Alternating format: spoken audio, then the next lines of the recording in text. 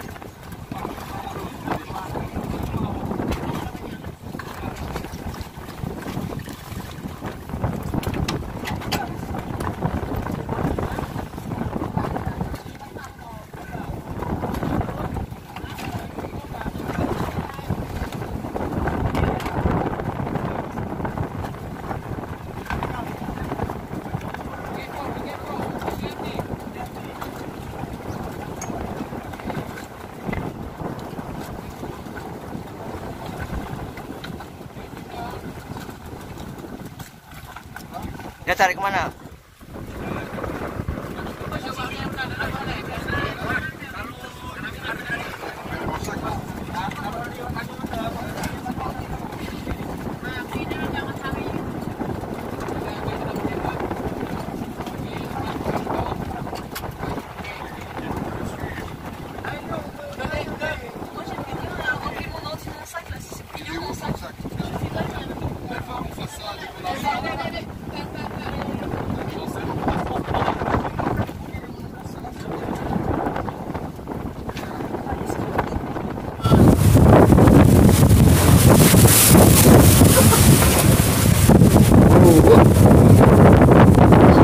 Udah cak hari ini.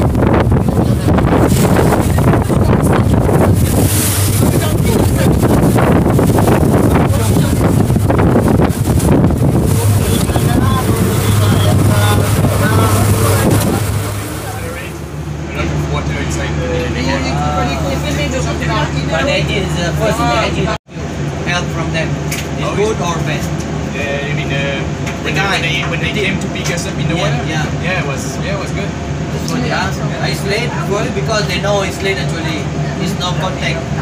That's why they contact student and student also their guide. They come to help you. I don't know. After that it was okay. How long? Oke, ini korban boot mati mesin dari Sabang menuju ke Banda Aceh. Alhamdulillah sudah kita selamatkan dari negara turis dari dari negara Prancis.